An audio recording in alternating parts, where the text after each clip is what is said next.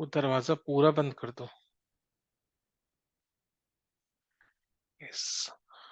Good afternoon and welcome you all.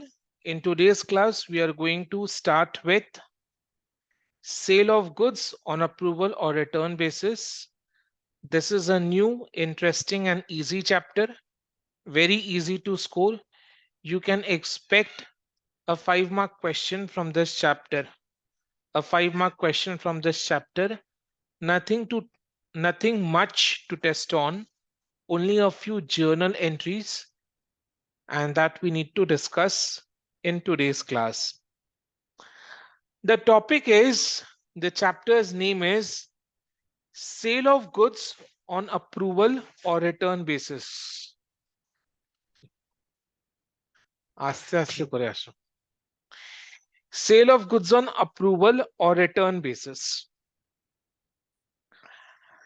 अब इस chapter का नाम का मतलब अपने डिस्कस करते हैं with the help of an example. जैसे जब भी कोई मैन्युफैक्चरर कोई नया प्रोडक्ट लॉन्च करेगा, जब भी कोई मैन्युफैक्चरर कोई नया प्रोडक्ट लॉन्च करेगा, तो उसको नया प्रोडक्ट लॉन्च करने में सबसे ज्यादा दिक्कत किस बात से होगा? जो डीलर्स है, जो होलसेलर्स है, वो मैन्युफैक्चरर के नए प्रोडक्ट को खरीदने से इनकार इसीलिए कर देंगे बिकॉज एक रिस्क हो जाएगा कि ये नया प्रोडक्ट मार्केट में चलेगा या नहीं चलेगा. तो जो होलसेलर्स, डीलर्स, मैन्युफैक्चरर्स के साथ बिजनेस करते हैं, उन लोग मैन्युफैक्चर का नया प्रोडक्ट खरीदने से मना कर देंगे ये बोलकर कि नया प्रोडक्ट बिकेगा या नहीं बिकेगा, we are not sure, because ऐसा कोई भी प्रोडक्ट अभी फिलहाल मार्केट में नहीं बिकता है. तो हम ये सारे प्रोडक्ट को खरीद कर इतना बड़ा रिस्क क्यों उठाए? तो इससे डिफिकल्टी मैन्युफैक्चरर को ही होती है. वो नया प्रोडक्ट लॉन्च करने में उसको डिफिकल्टी होती है बिकॉज कोई भी डीलर या होलसेलर खरीदने को तैयार नहीं है. होलसेलर एंड डीलर का कहना भी सही है बिकॉज आज अगर होलसेलर डीलर ये नया प्रोडक्ट को खरीद भी लेते हैं तो पूरा रिस्क एंड रिटर्न तो होलसेलर एंड डीलर्स पर आ जाएगा. मैन्युफैक्चरर ने तो अपने तरफ से बेच दिया, मैन्युफैक्चरर ने तो अपने तरफ से डीलर को बेच दिया, डीलर ने खरीद लिया. अब डीलर ने खरीद लिया तो डीलर को इसके पैसे देने होंगे, होलसेलर को इसके पैसे देने होंगे टू द मैन्युफैक्चरर. अब कल अगर डीलर या होलसेलर से ये गुड्स नहीं बिकता है तो क्या, तब क्या होगा?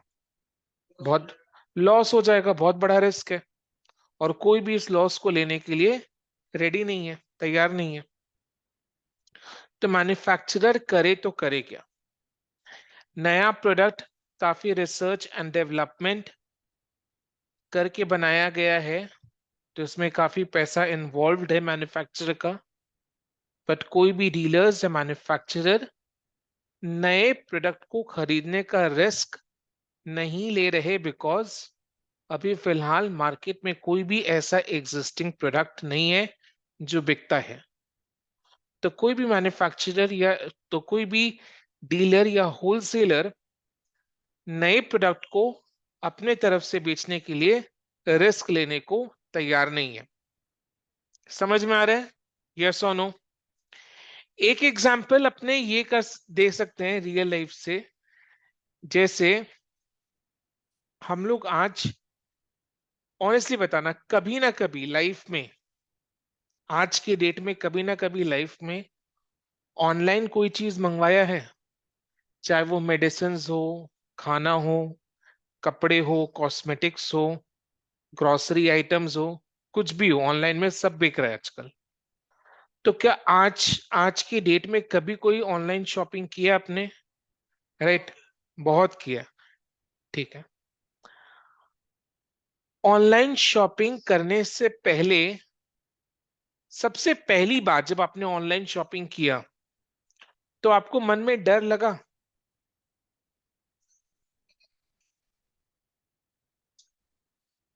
Exactly exactly. जब ऑनलाइन शॉपिंग पहली बार किए तो मन में एक डर था। डर किस बात का था? कि जो प्रोडक्ट डिस्प्ले किया जा रहा है, असलियत में क्या वो प्रोडक्ट हमें डिलीवर होगा या नहीं होगा, क्वालिटी कैसा होगा, राइट? यस और नो? तो ये डर लग रहा था अपने को। ऑनलाइन शॉपिंग करने से पहले हम लोग क्या करते थे?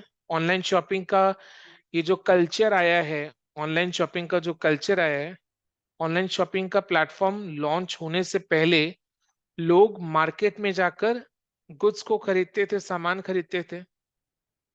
तो क्या कन्वीनियंट होता था उनके लिए? They can see the product, touch the product, test the product and then purchase it. But online shopping में तो आपको एक प्रोडक्ट का इमेज दिखाया जाएगा और ट्रस्ट के बेसिस में you need to make the purchase of the online product.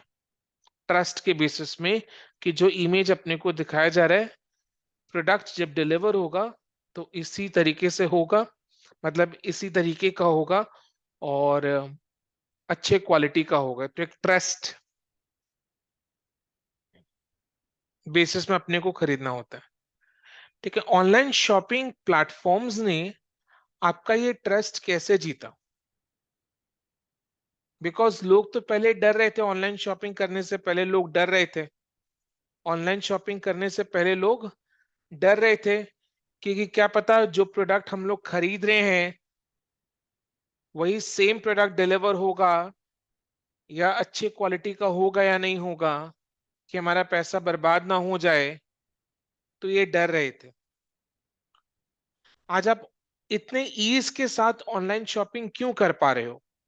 Online shopping platform ने आपका ट्रस्ट कैसे जीता? हाँ, सही प्रोडक्ट देके, यानी आपने पहले ट्राई, रिव्यूज आपने पढ़ा, ओके, हैवी डिस्काउंट दिया, एक तो वेरी गुड हैवी डिस्काउंट, दिया huge discount they give, like retail price, retail बहुत बहुत कम है, रिटेल प्राइस से बहुत कम है online price, online market price. एक कैश ऑन डिलीवरी ऐड किया था कि तुमको अगर पहले कैश देने में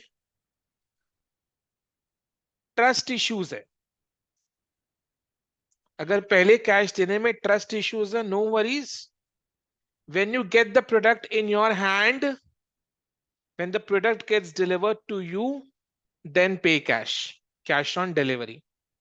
तो कैश ऑन डिलीवरी लाया, और क्या?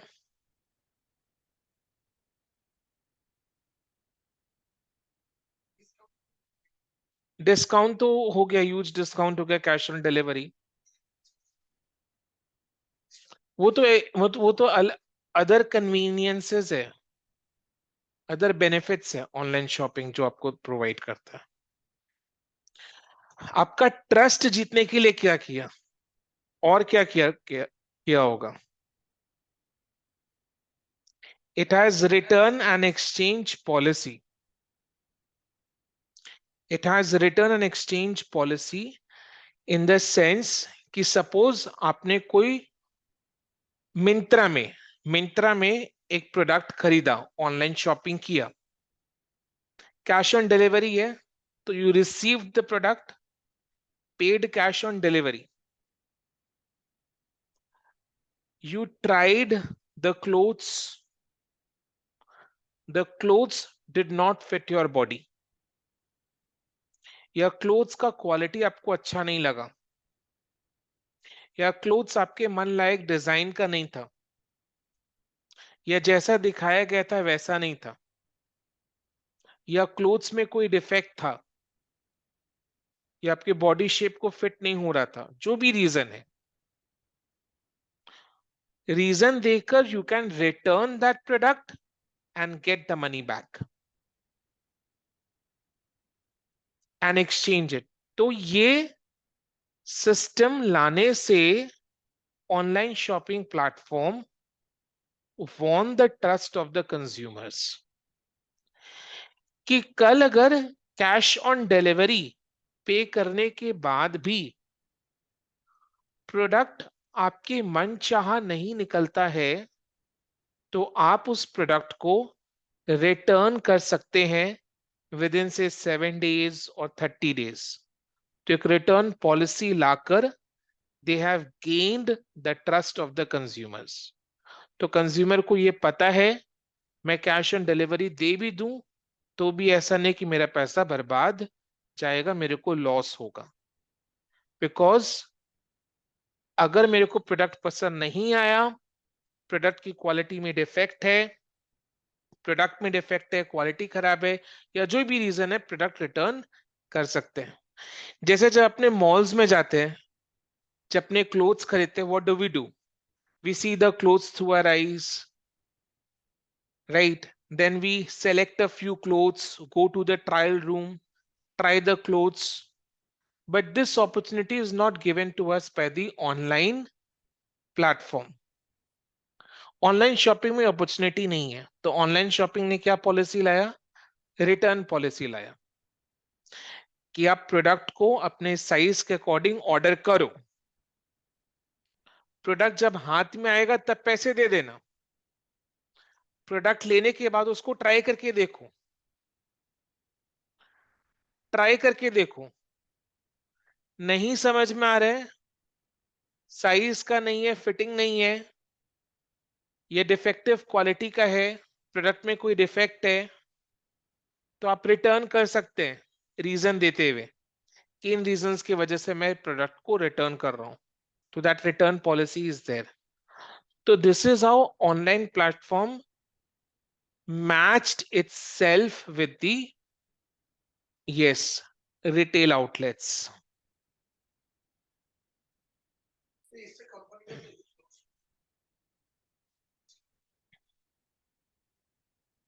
नहीं, प्रोडक्ट को तभी रिटर्न करेंगे when there is a valid reason. बेकार वैलिड रीजन के can not return the product. तो इस तरीके से ऑनलाइन शॉपिंग प्लेटफॉर्म ने आपका भरोसा जीता। मेन दो चीज क्या करके जीता? कैश ऑन डिलीवरी का पॉलिसी लाकर एंड रिटर्न पॉलिसी लाकर। तो इसी तरीके से समझ में आया ना? जैसे फॉर एग्जाम्पल, इसी तरीके से फॉर एग्जाम्पल, किसका म्यूट होके रखा हुआ है? शोज जी, अनम्यूट, सॉरी, म्यूट कर लो। हाँ,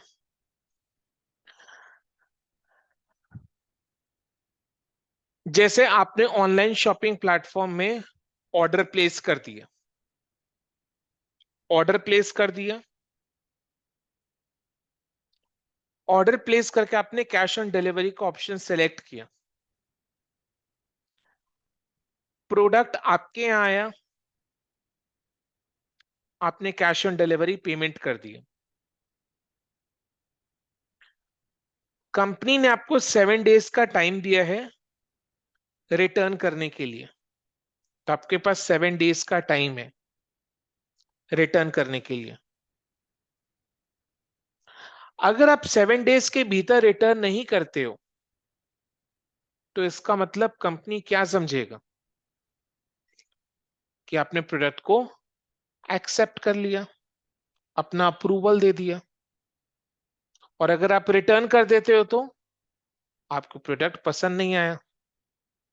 this is actually sale of goods on approval और रिटर्न बेसिस।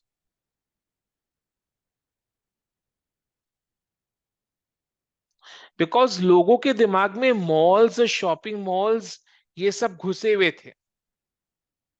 अब इस बीच में online shopping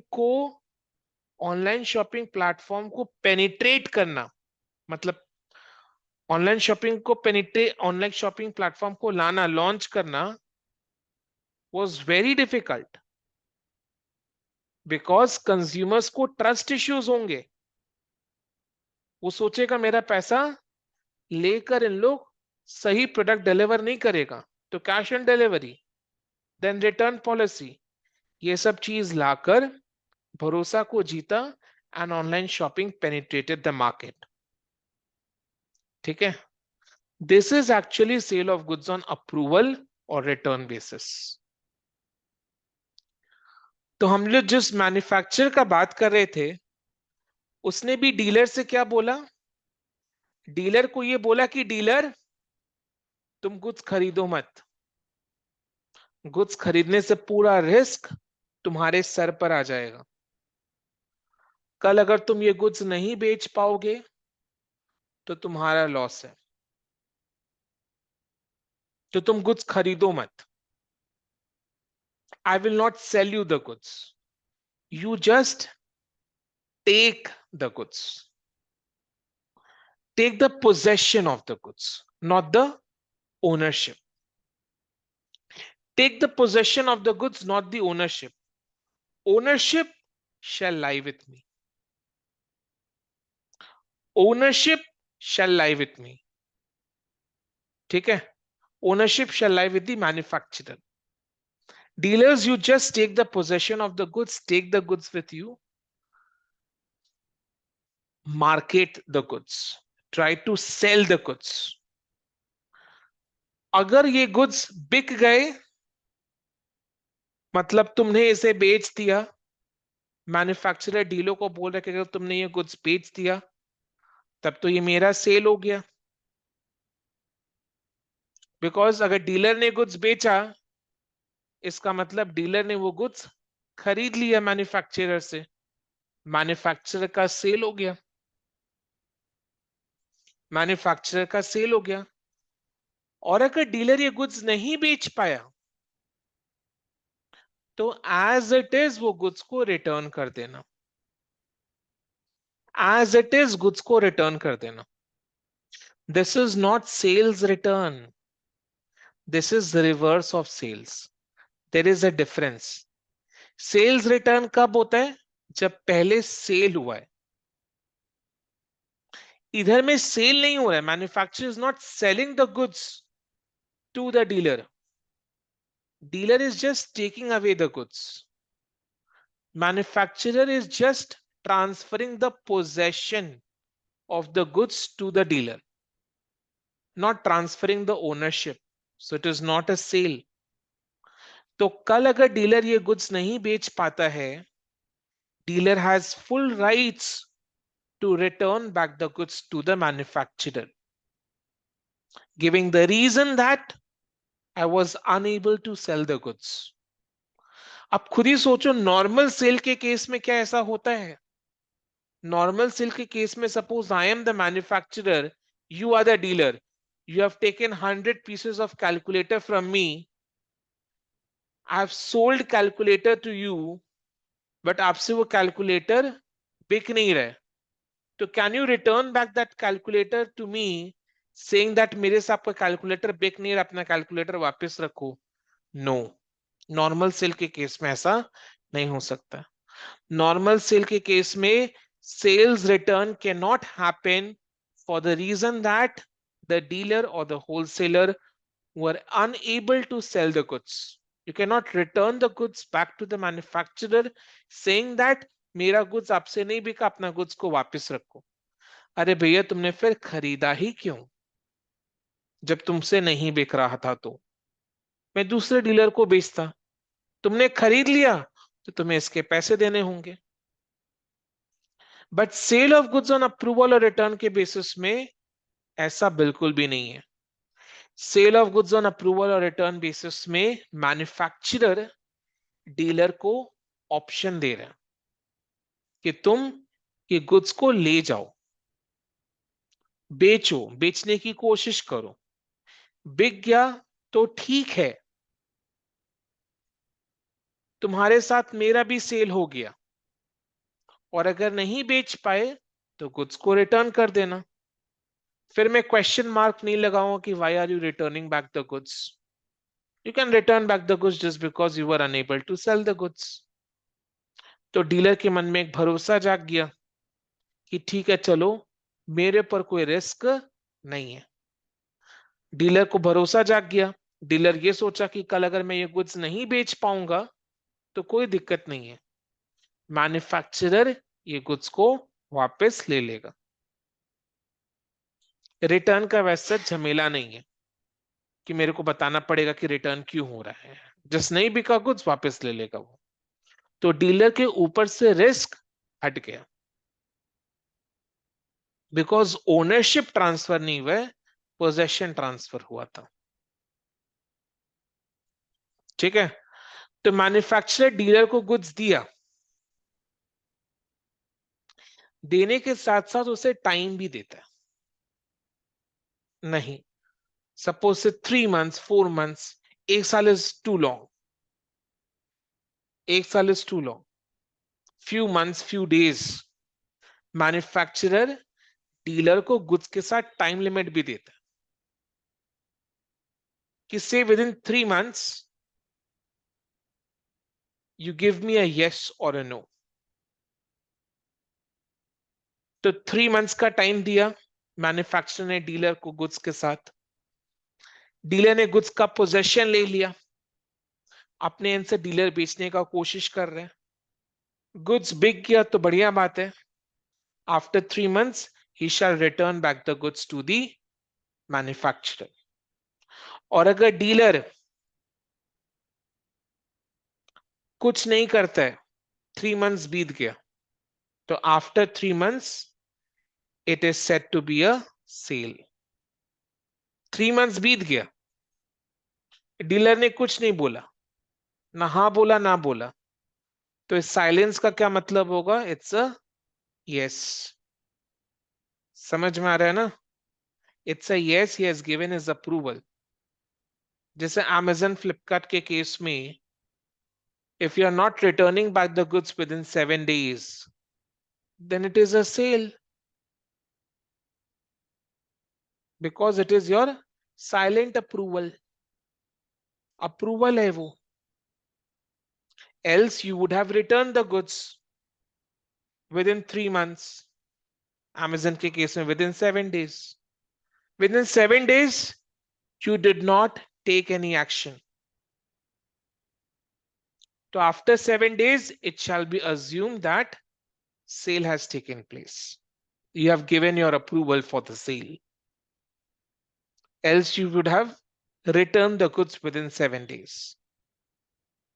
cell of goods on approval और रिटर्न बेसिस।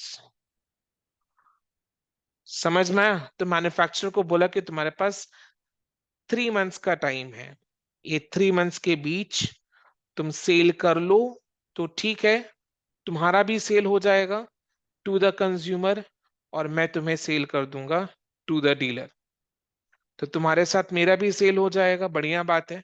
नहीं सेल हुआ तो तुम रिटर्न कर देना, और अगर तुम साइलेंट रहे, हम अज्यूम कर लेंगे कि सेल हो चुका है, तुमने अप्रूवल दे दी है। ठीक है, समझ में आ रहा है? यस, जिन लोग ऑनलाइन क्लास अटेंड कर रहे हैं, फटाफट चैट बॉक्स में yes no. Vidipta, Maitri, Janvi, Drisha, nice, okay. Let us read the content. This content I shall share with you. ये सीए फाउंडेशन के मटेरियल का है। ठीक है, CA foundation does not mean कि बहुत बड़ा कोई एग्जाम हो गया है। सीए फाउंडेशन में there are certain common chapters we have in BCom. मैंने सोचा सीए फाउंडेशन के मटेरियल से करवाऊं, बिकॉज इधर में कंटेंट भी बहुत अच्छा लिखा हुआ है, सेल्फ एक्सप्लेनेटरी है, जर्नल एंट्रीज भी लिखा हुआ है, एंड सम्स भी है। तो everything is there in this material. It is just that you have a common chapter with the C foundation. अभी न्यू सिलेबस से ये चैप्टर रिमूव कर दिया गया है, because this chapter is very very easy.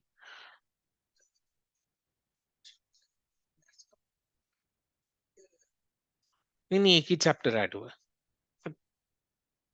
चलो, एक या दो चैप्टर ऐड हुआ है। चलो आ जाओ, पढ़े कंटेंट को, कॉन्सेप्ट को डिस्कस कर रहे हैं। डिस्कस हो चुका है, कंटेंट को पढ़ रहे हैं। Under normal course of business, goods sold to customer is treated as sale immediately when the goods are sold। with corresponding revenue from such sale being recognized in the profit and loss account. हम लोग फिर cell को profit and loss account में record कर लेते हैं. However, when a businessman wants to increase his sales or introduce a new product in the market,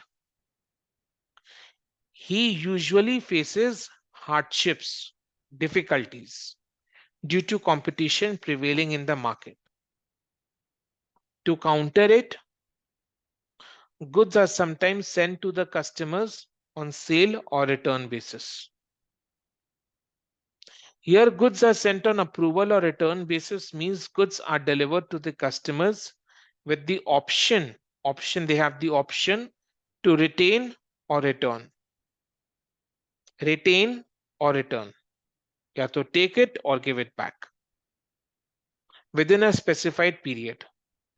Generally, these transactions take place between a manufacturer or a wholesaler and a retailer. In current scenario, this practice is prevalent in case of online sales, where the buyer is given few days of time to return the goods if the buyer believes that specification of goods are different from the same mentioned on website at the time of sale. अगर buyer को लगता है कि website में जो दिया हुआ था वैसा गुड्स डिलीवर नहीं हुआ है, तो he can return back the goods. There may be certain terms and conditions to administrate the return of goods. Following are essential features of sale of goods on approval or return basis. There is a change in the possession from one person to another. There is a change of possession, not ownership. Manufacturer dealer को खाली goods दे रहा है बेचने के लिए. Manufacturer dealer को goods बेच नहीं रहा है. बेचेगा तो डीलर पर रिस्क आ जाएगा. मैन्युफैक्चरर तो अपना बेच के निकल जाएगा, डीलर को उसका पैसा देना पड़ेगा.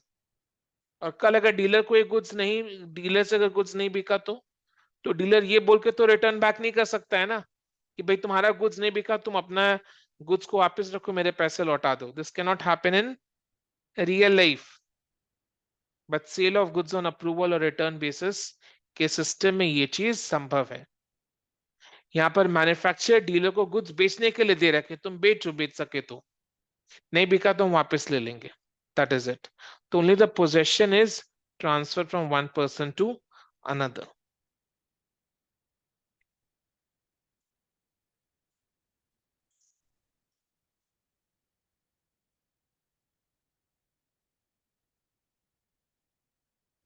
It does not involve transfer of ownership of goods.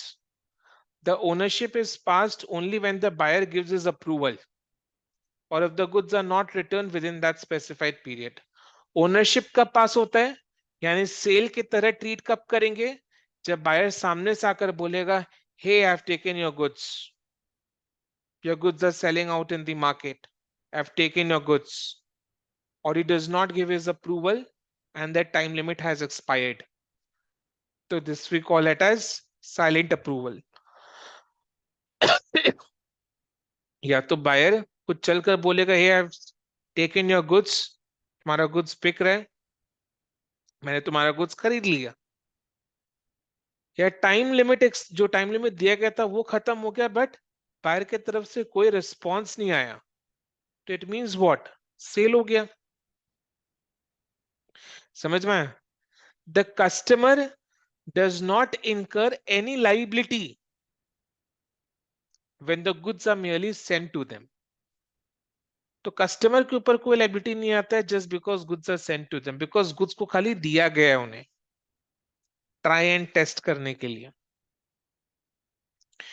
In case of online transactions, sometimes customers are given choice to pay on receipt of goods, yani cash on delivery, and in some cases they're required to pay in advance. Even if they're required to pay in advance, there is a return policy, and then seller ships the goods to the buyer. Even in case the buyer has paid in advance, it retains the right of refund If the goods are returned as per the terms and conditions agreed between the seller and the buyer, return policy होता है. समझ में आया? तो this is sale of goods on approval और return basis. अब इसके लिए अपने मतलब इसको अपने बुक्स में कैसे रिकॉर्ड करें, वो रिकॉर्डिंग का process journal entries is there in a syllabus. ठीक है, ध्यान से सुनो.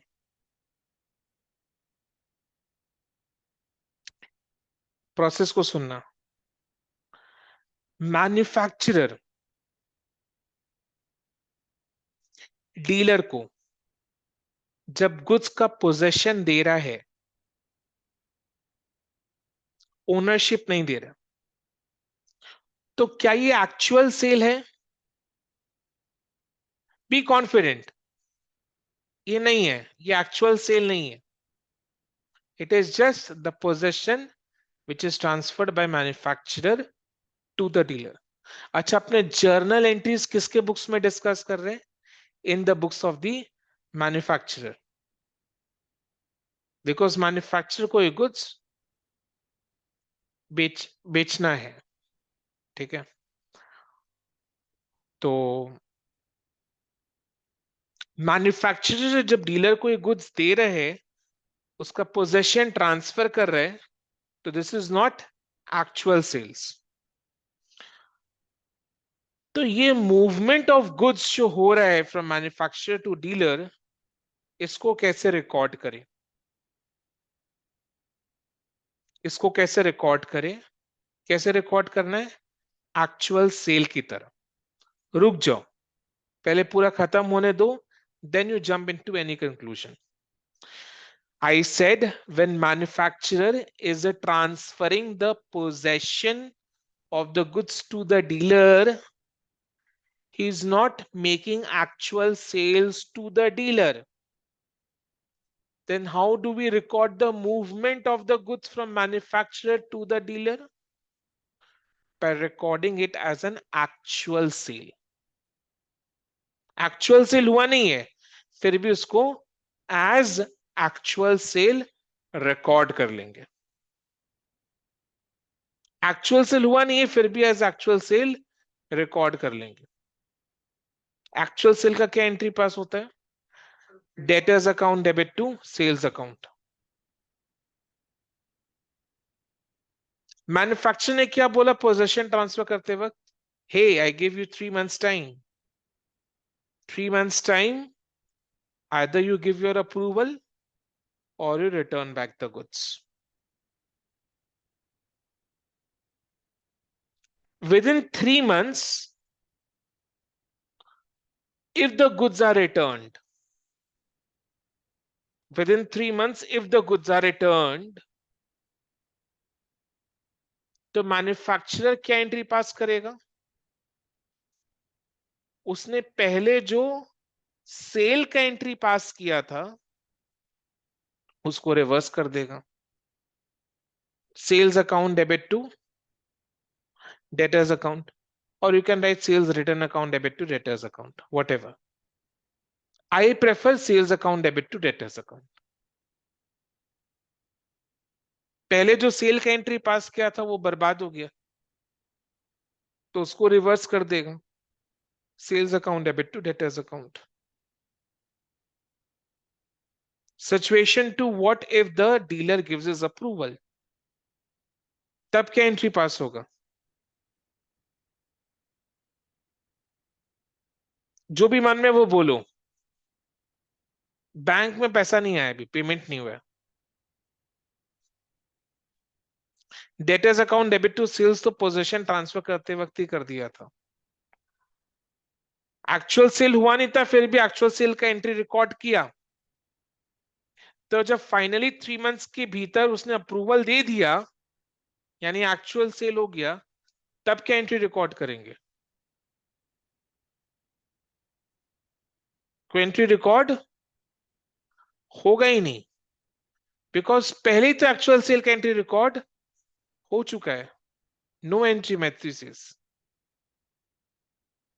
नो एंट्री, बिकॉज पहले ही तो एक्चुअल सेल का एंट्री पास हो चुका है। अब जब 3 मंथ्स बाद सेल फाइनल हुआ है, अप्रूवल मिला है, तब सेल का एंट्री दोबारा रिकॉर्ड नहीं होगा, बिकॉज पहले ही सेल का एंट्री रिकॉर्ड हो चुका है। समझ में आया? तो जब पोजेशन को ट्रांसफर कर रहे हैं, जब पोजेशन को ट्रांसफर कर रहे हैं, debtors account debit to sales, 3 months का टाइम दे रहे हैं, 3 मंथ्स के भीतर रिटर्न हो जाता है, तो एंट्री को रिवर्स करेंगे, sales account debit to debtors, और sales return account debit to debtors भी चलेगा। और 3 मंथ्स के भीतर अगर अप्रूवल आ गया तो कोई एंट्री दोबारा पास करने की जरूरत नहीं, बिकॉज पोजेशन ट्रांसफर किया था उसी वक्त एक्चुअल सेल का एंट्री पास कर दिया था। तो दोबारा एक्चुअल सेल का एंट्री पास, जब एक्चुअली में एक्चुअल सेल्स हो रहे हैं, तब दोबारा एंट्री पास करने की जरूरत नहीं है।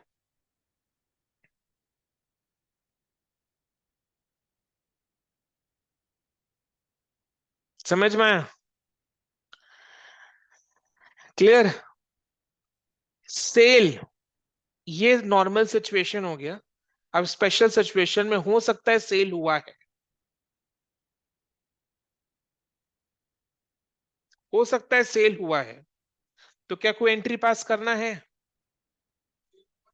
सेल हो चुका है, अप्रूवल आ चुका है, तो क्या एंट्री कोई पास करना है? नहीं करना है, बिकॉज आपने पोजेशन ट्रांसफर करते टाइम ही सेल का एंट्री पास कर दिया था। तो जब सेल हुआ है तो कोई एंट्री पास करना है? नहीं। बट जब आपने पोजेशन ट्रांसफर किया था, उस टाइम आपने 100 रुपीज का सेल रिकॉर्ड किया था। तो debtors account debit to sales 100, manufacturer ने 100 रुपीज का सेल्स रिकॉर्ड किया, debtors account debit to sales 100।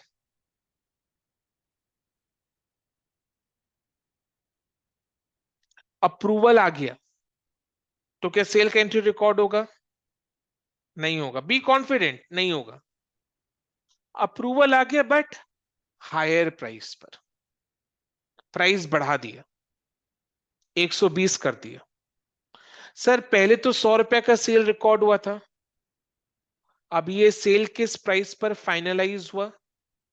120, यानी 20 रुपीज एक्स्ट्रा। तो अपने सिर्फ 20 रुपीज का सेल और रिकॉर्ड करेंगे, debtors account debit to sales 2020। और अगर प्राइस गिर गया तब, तो सेल को उतना से रिवर्स कर देंगे। अप्रूवल आया बट हाई प्राइस पर, तो जो डिफरेंस अमाउंट है उतना का और सेल अपने रिकॉर्ड कर लेंगे, डेटर्स टू सेल 2020। अप्रूवल आया बट कम प्राइस पर अप्रूवल आया, तो जो डिफरेंस अमाउंट है उतना से सेल को रिवर्स कर देंगे।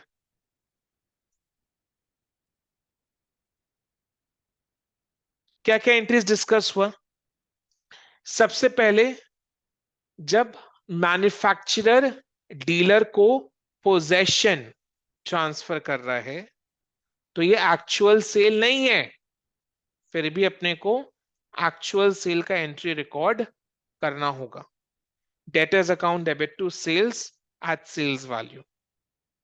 3 महीने का टाइम दिया है, विद इन 3 मंथ्स कुछ जगह रिटर्न हो जाता है, तो सेल का एंट्री को रिवर्स कर देंगे, sales account debit to debtors account और sales return account debit to debtors account.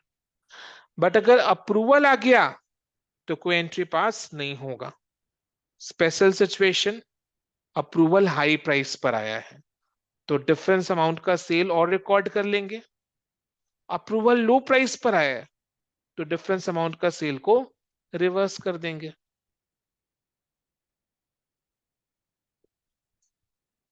सबको क्लियर है?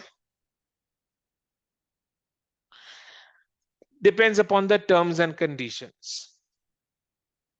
because with time the prices go up. So may be inflation के साथ उसे एडजस्ट करना पड़े. Just giving an example, but it depends upon the terms and conditions. Terms and conditions are agreed at the time when possession is transferred.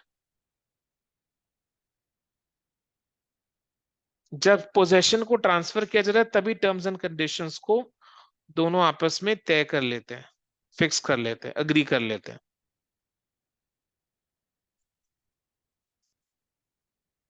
ठीक है, समझ में आया मैत्री? Yes no? ओके. अब हुआ ये, February 1 को सेल पोजेशन ट्रांसफर हुआ. ध्यान से सुनना, हुआ ये कि February 1 को पोजेशन ट्रांसफर हुआ. तो 1 February को क्या रिकॉर्ड करोगे? Debtors account debit to sales. Approval देने के लिए 3 मंथ्स का टाइम है, यानी February, March, April, 30th April तक का टाइम है. अप्रूवल देने के लिए 30th April तक का टाइम है. ठीक है, इस बीच क्या हो रहा है?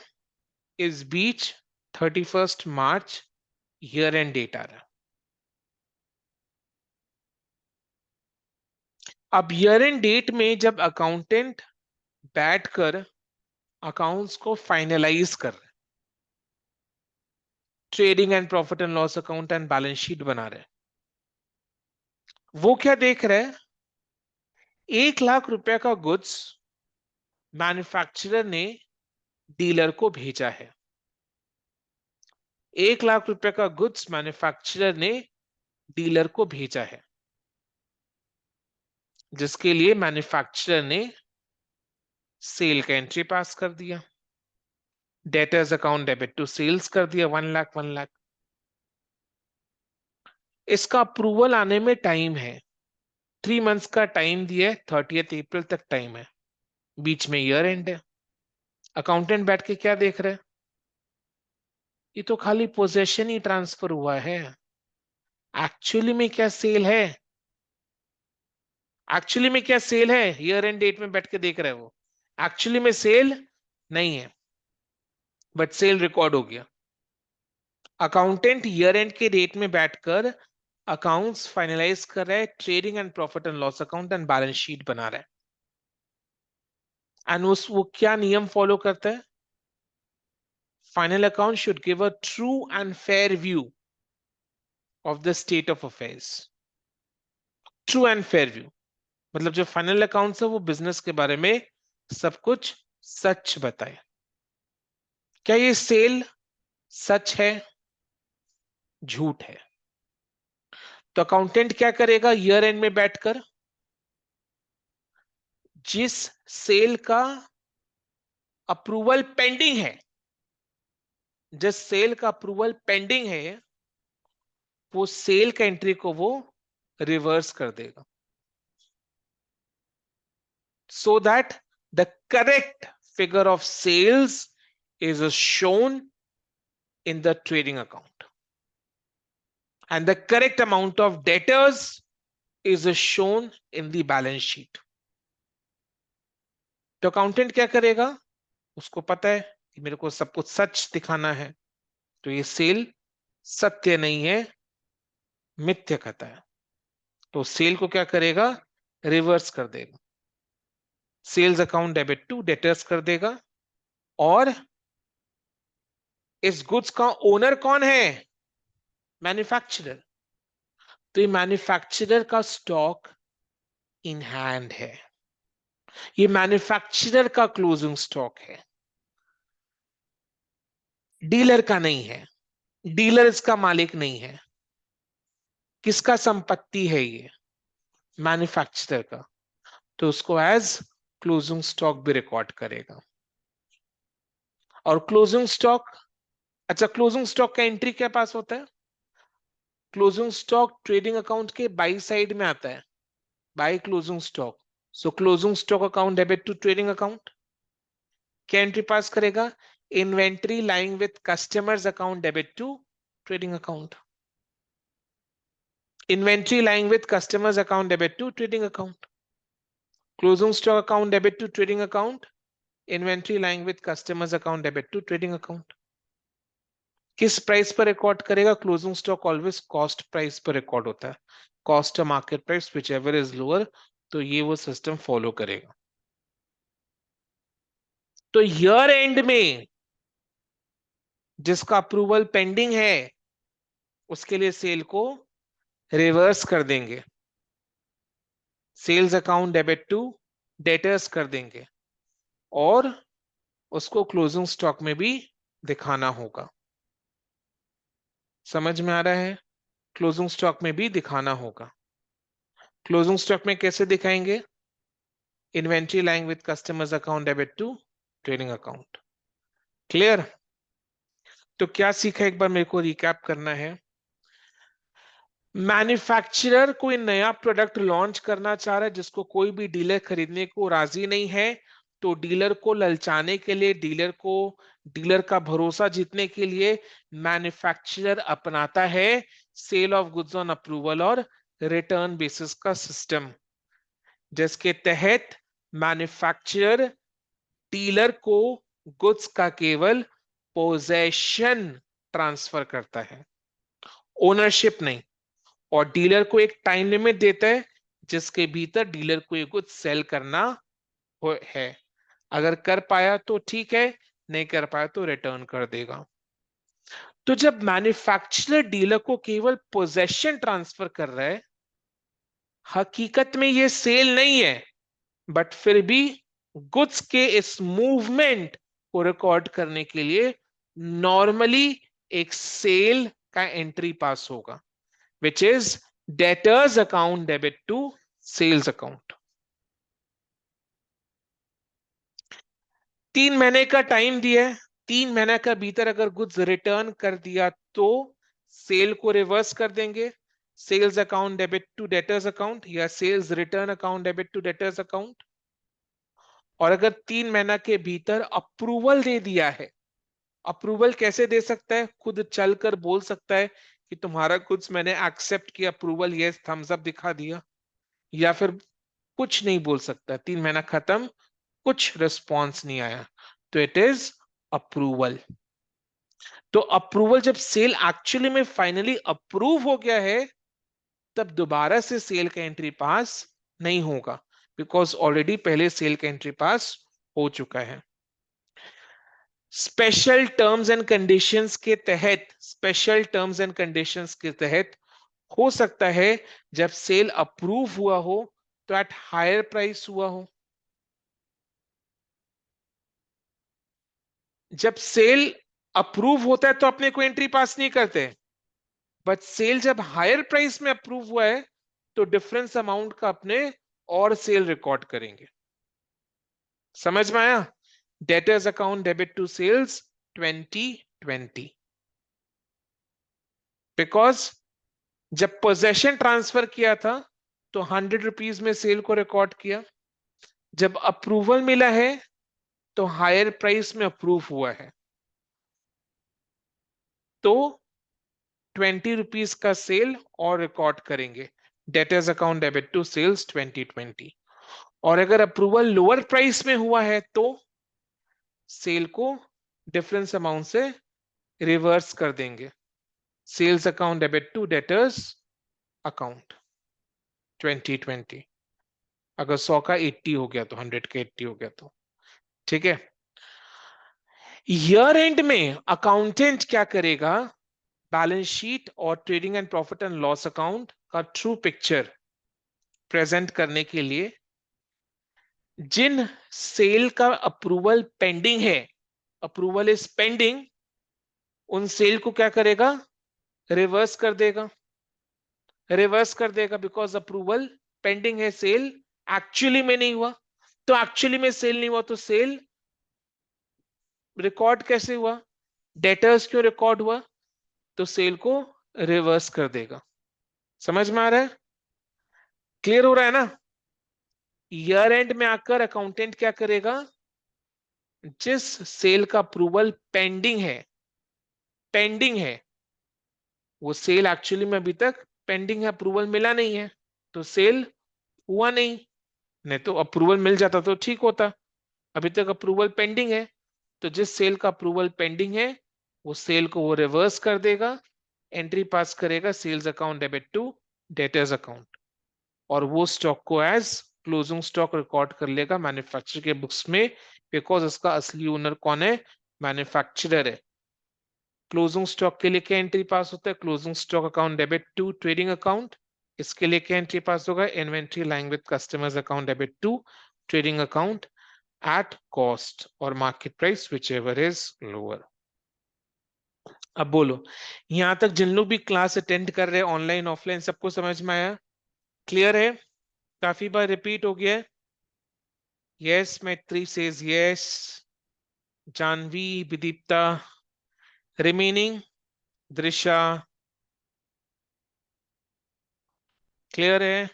सुवश्री, ओके।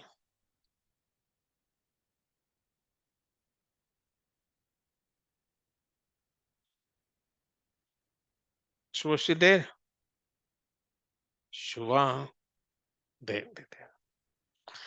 अच्छा शुभश्री, उस दिन आपको मिसगाइड हो गया था, इधर से मेट्रो स्टेशन कैसे जा सकते हैं? मेट्रो स्टेशन इधर में बगल में खालसा हाई स्कूल है। हाँ, हाँ खालसा हाई स्कूल है। खालसा हाई स्कूल से gate number 4, you will reach gate number 4। तो वहां से मेट्रो स्टेशन इज 2 मिनट्स, और जहां से आपके वहां से metro station must be 6-7 minutes, तो you will save 5 more minutes। Khalsa high school से इट्स 2 मिनट्स वॉकिंग, स्टूडेंट्स ने मेरे को बताया। So when you come by metro station, you get down at gate number 4, Jaddu Bazar gate. Gate number 4 से निकलोगे, किसी से पूछोगे खालसा हाई स्कूल कोथाय, तो खालसा हाई स्कूल का रूट को फॉलो करोगे। खालसा हाई स्कूल में आकर किसी से पूछेगे एमबीए चाय वाला किधर है, वहीं पर हमारा ऑफलाइन सेंटर मिल जाएगा आपको। ठीक है? हाँ, I have tried after that day. Students ने मेरे को बताया, उस दिन और को स्वर्णोवो आए थे, तो उन दोनों ने मेरे को बताया कि सर ये रूट आपको बताना चाहिए था। ठीक है, आपने गलत रूट बता दिए, लॉन्ग रूट बता दिया, गलत नहीं लॉन्ग रूट बता दिया। ठीक है, चलो। अब जर्नल एंट्रीज इसमें दिया हुआ है, व्हेन गुड्स, आप जर्नल एंट्रीज को लिख लो, लिखो। जर्नल एंट्रीज को लिखना है कॉपी में, ताकि कोई कंफ्यूजन अराइज ना हो। जर्नल एंट्रीज को कॉपी में लिखना है, चैप्टर का हेडिंग डालो, sale of goods on approval और रिटर्न बेसिस, नीचे में लिखो जर्नल एंट्रीज 1 करके लिखो। When goods are sent on sale और return basis, when goods are sent on sale or return basis, when goods are sent on sale or return basis, entry लिखो debtors account debit to sales, entry लिखो debtors account debit to sales, debtors account debit to sales bracket में selling at selling price, sales जहां पर लिखा ना debtors account debit to sales, debtors account debit to sales, debtors account debit to sales, जहां पर to sales है वहां पर ब्रैकेट में लिखो at selling price. Obviously sales को सेलिंग प्राइस में रिकॉर्ड करेंगे, ऑब्वियसली सेल्स को सेलिंग प्राइस में ही रिकॉर्ड करेंगे। 2 में लिखो व्हेन गुड्स आर रिजेक्टेड और रिटर्न्ड, 2 में लिखो व्हेन गुड्स आर रिजेक्टेड और returned within the specified time, when goods are rejected और returned within the specified time, entry लिखो सेल्स रिटर्न अकाउंट, एंट्री लिखो sales account debit to debtors account. Entry is sales account debit to debtors account. When goods are rejected or returned within the specified time, entry is sales account debit to debtors account.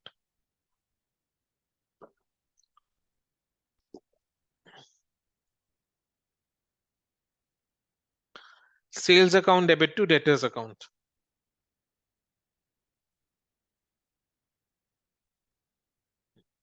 3 में लिखो when goods are accepted, when goods are accepted dash दो, when goods are accepted dash दो, dash के नीचे लिखो no entry.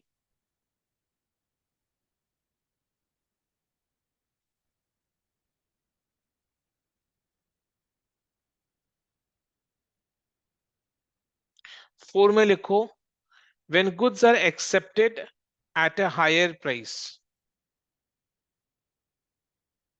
when goods are accepted at a higher price,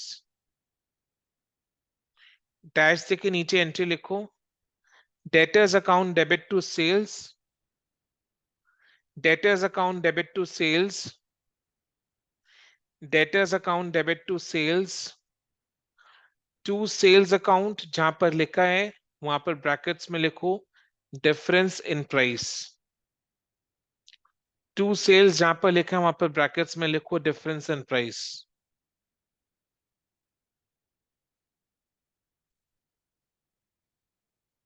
5 में लिखो when goods are accepted at a lower price.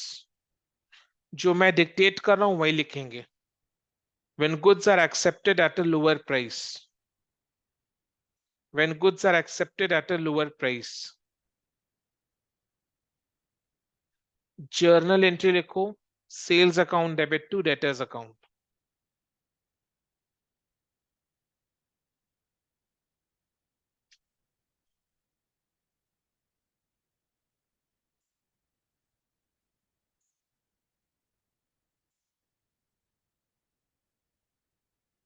Sales account debit to debtors account.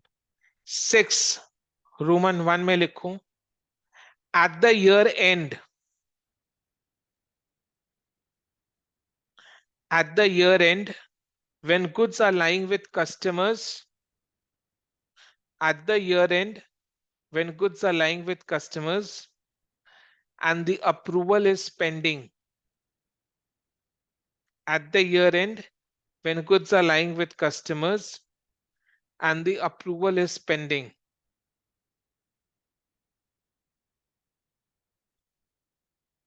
and the approval is pending.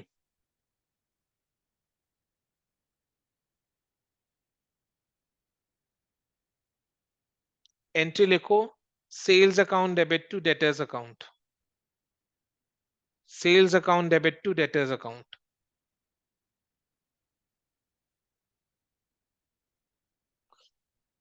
Sales account debit to debtors account. Roman 2, to record inventory,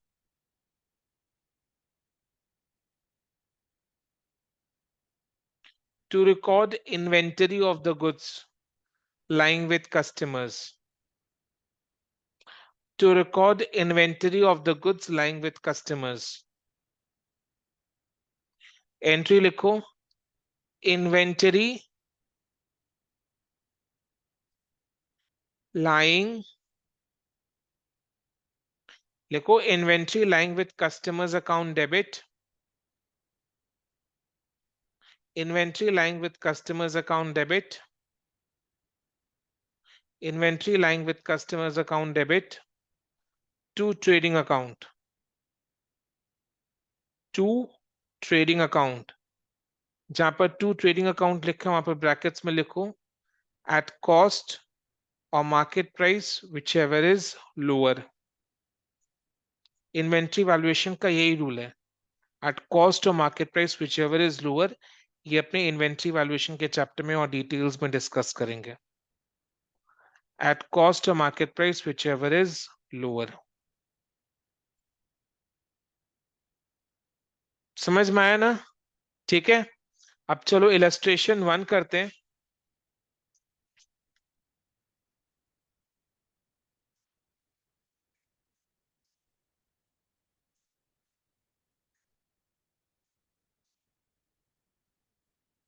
Calcutta में vote है ताले, आश्चर्य। कैलकाटा में vote है क्या? CU जहां पर है, कैलकाटा में वोट है नहीं, कहां पर वोट है?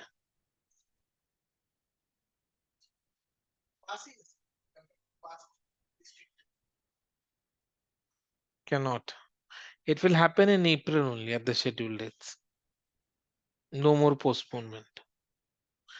Illustration one. Now you cannot keep such hopes, huh? After so much of time has been given, you cannot live in such hopes. तो illustration one देखो. CE sends goods to his customers on sale or return basis. The following transaction took place during 2019. September 15, sent possession transfer हो रहा है, भेजा जा रहा है goods. Send goods to customers on sale or return basis at cost plus 33 1/3%, 1 lakh. अच्छा, ये 1 lakh cost price है या सेल्स प्राइस है, क्या लगता है? सेल्स प्राइस है। एट कॉस्ट प्लस लिखा हुआ है ना, एट कॉस्ट प्लस 33 1/3%, तो कॉस्ट प्लस 33 1/3% करके is 1 lakh, this is sales price. तो सेंट के टाइम क्या एंट्री पास होगा? Normal debtors account debit to sales account, लिखो September 15, September 15, debtors account debit to sales account.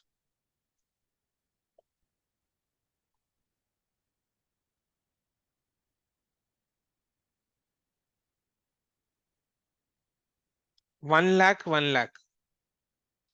Debtors account debit to sales account 1 lakh, 1 lakh.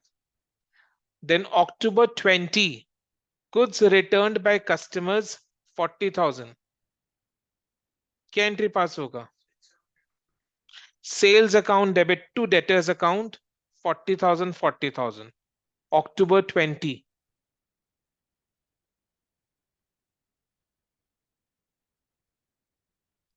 Sales account debit to debtors account 40,000, 40,000.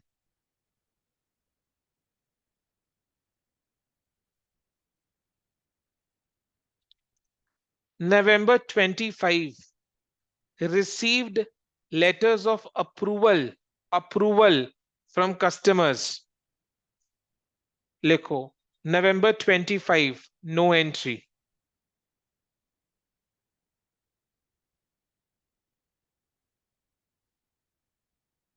November 25, no entry.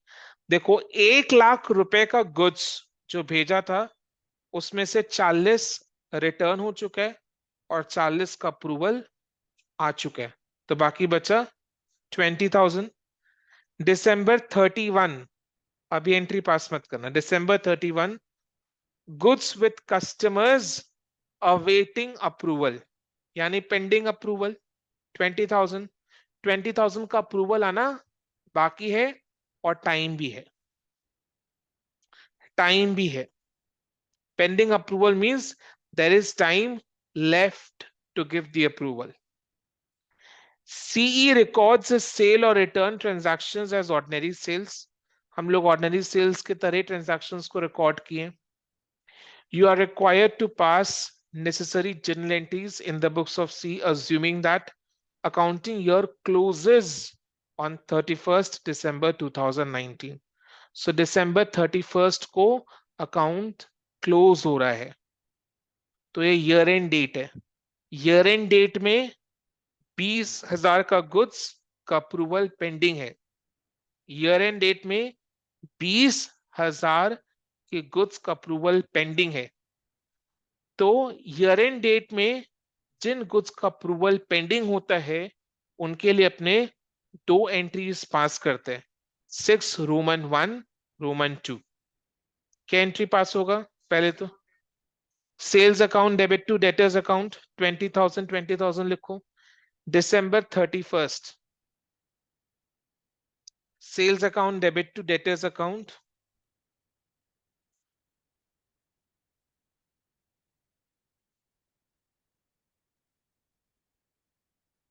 20,000 20,000।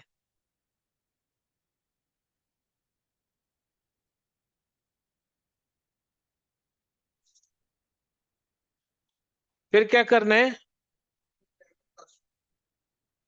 Yes, इसको stock की तरह record करना है। ये goods का मालिक कौन है? सीई। तो सी इसको अपने स्टॉक में रिकॉर्ड करेगा। Will record as inventory of goods, closing stock की तरह रिकॉर्ड करेगा। Closing stock account debit to trading account. क्या एंट्री पास होगा? Inventory lying with customers account debit to trading account. लिखो December 31। अमाउंट मत लिखना। इन्वेंटरी लाइंग विद कस्टमर्स account debit to trading account. Do not write the amount. Inventory को अपने किस अमाउंट पर रिकॉर्ड करते हैं? कॉस्ट और market price whichever is lower. ये इन्वेंट्री का वैल्यूएशन का पॉलिसी है। कॉस्ट और market price whichever is lower. 20,000 is the sales price. And sales किस प्राइस पर होता है? Cost plus 33 1/3। What is cost plus 33 1/3? 20,000। ताई तो कॉस्ट प्लस 33 1/3 इज 20,000। हम लोग को कॉस्ट निकालना है। कैसे निकालेंगे? बट दाड़ो, लिखो नीचे में 2 लाइन छोड़कर note.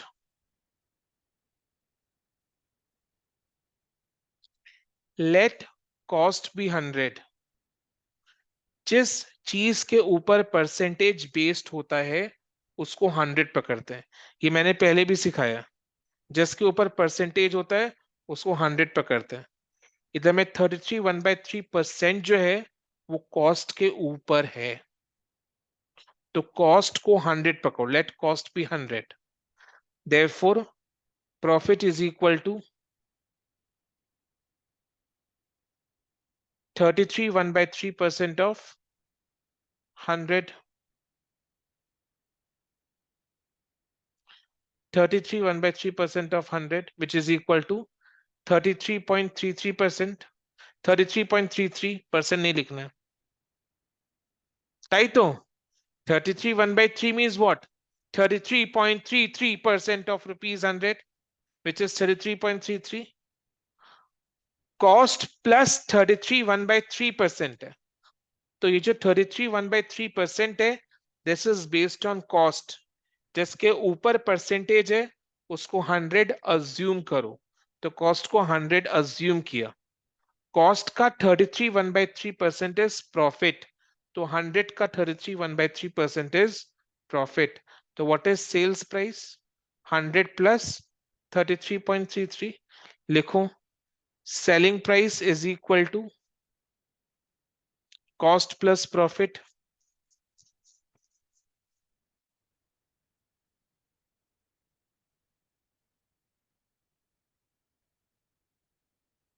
100 plus 33.33 is equal to 133.33। तो क्या रिलेशन निकला? कॉस्ट 100 है, प्रॉफिट 33.33 है, सेलिंग प्राइस 133.33 है। तो ये जो 20,000 है ये किसके इक्विवेलेंट है? 100 के इक्विवेलेंट है, 133.33 के इक्विवेलेंट है, 33.33 के इक्विवेलेंट है। 133.33। सो 20,000 डिवाइडेड बाय 133.33 के इक्विवेलेंट है इनटू 100 करके कॉस्ट निकाल लेंगे। If 133.33 is the selling price, then cost is 100. If 20,000 is the selling price, then cost is 20,000 by 133.33 into 100। इस मैथ समझ में आया? पक्का समझ में आया? क्लियर है ये? लिखो therefore cost price of the inventory, therefore cost price of the inventory lying with customers is equal to 20,000 divided by 133.33 into 100.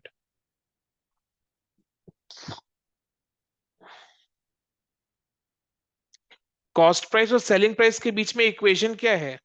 Selling price 133.33 तो कॉस्ट 100 है, कॉस्ट 100 तो सेलिंग प्राइस 133.33 है। तो जब सेलिंग प्राइस 20,000 होगा तो कॉस्ट प्राइस क्या होगा? 20,000 by 133.33 into 100 is equal to how much? Matthew's answer was correct. कितना आ रहा है? 15,000. लिखो is equal to 15,000. 15,000. अब जहां पर जर्नल एंट्री पास किया वहां पर अमाउंट 15,000 बैठा दो, जहां पर जर्नल एंट्री पास किया वहां पर अमाउंट 50,000 15, जहां पर जर्नल एंट्री पास किया वहां पर अमाउंट 15,000 बैठा दो। तो क्या एंट्री पास हो गया? Inventory lying with customers account debit to, हाँ, ट्रेडिंग अकाउंट।